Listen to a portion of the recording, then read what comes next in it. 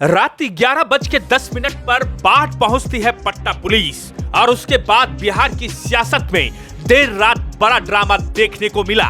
JDU उम्मीदवार और बाहुबली नेता अनंत सिंह को पटना पुलिस ने मोकामा हत्याकांड के मामले में गिरफ्तार कर लिया है। दुलारचंद यादव की हत्या से जुड़े इस मामले में आधी रात के बाद बाढ़ से अनंत सिंह की गिरफ्तारी हुई है। चुनावी माहौल के बीच इस कार्रवाई ने राजनीतिक गलियारों में हलचल तेज कर दी है। बिहार के मोकामा में चुनाव के बीच दुलारचंद यादव की हत्या के मामले में राजनीतिक माहौल गर्मा दिया है।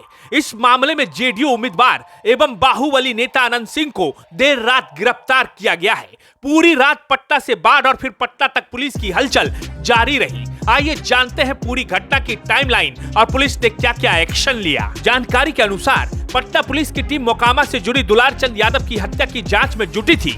रात 11:10 पर पटना एसएसपी कार्तिकेय शर्मा बाढ़ के कारगिल मार्केट पहुंचे, जहां अनंत सिंह अपने समर्थकों के साथ मौजूद थे।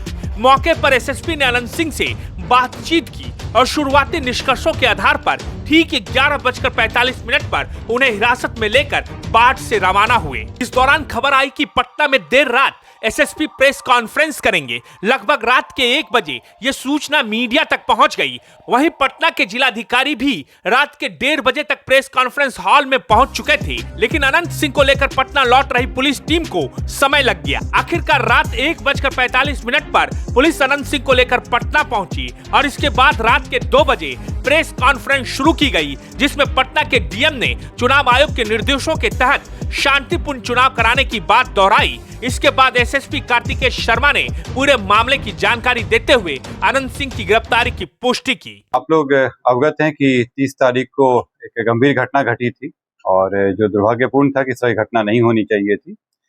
इस घटना में जो तारतर गांव है उसके समीप में 2 पक्षों जो वहाँ प्रत्याशी थे, उन दोनों के काफिला आ रहा था और उन दोनों के बीच पक्षों में झड़प हुई और झड़प में पथराव हुआ, लोग घायल हुए और उसके बाद एक शव बरामद हुआ।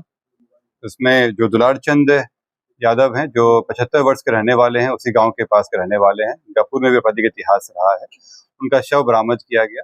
उसके बाद वहां पे दोनों पक्षों के द्वारा कांड दर्ज कराया गया। कांड दर्ज होने के बाद अनुसंधान प्रारंभ किया गया। पुलिस घटना की सूचना मिलते ही तुरंत पहुंची थी वहां पे और वहां से साक्ष्य भी इकट्ठे किए गए। घटनास्थल से कई जगह के फुटेज भी प्राप्त हुए, जिससे क्या घटना हुई है उसके बारे में कई जानकारियां मिली। लोगों के गवाह भी सामने आए और उनकी गवाही भी ली गई। साथ ही कल मृतक का पोस्टमार्टम कराया गया, उससे भी हम लोगों को अहम सुराग मिले।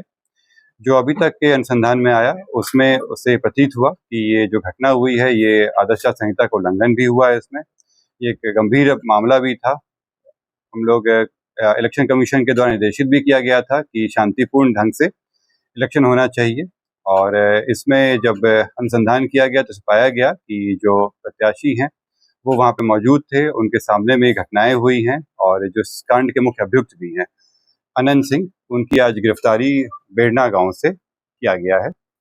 इसमें हम लोग को जो जानकारी प्राप्त हुई थी, इनके 2 सहयोगी भी इनके साथ में थे जो उस घटना स्थल पर भी थे और उनकी भी गिरफ्तारी की गई है। ये 2 व्यक्ति हैं मणिकांत ठाकुर जो नदवा गांव के रहने वाले हैं और दूसरा रंजीत राम जो लदमा गांव के रहने वाले हैं। इस पूरे मामले में 3 लोगों की गिरफ्तारी हुई है। जो प्रत्याशी हैं अनंत सिंह, उनकी गिरफ्तारी हुई है। दूसरा मणिकांत ठाकुर जो नदवा गांव के रहने वाले हैं, बाढ़ थाना अंतर्गत। दूसरे रंजीत राम जो लदमा गांव के रहने वाले हैं। ये लोग भी उस घटना स्थल पे थे मौजूद। इन तीनों की गिरफ्तारी की गई है। इन तीनों को आगे मजिस्ट्रेट के सामने प्रस्तुत कराया जाएगा और आगे विधि सम्मत कार्रवाई की जाएगी।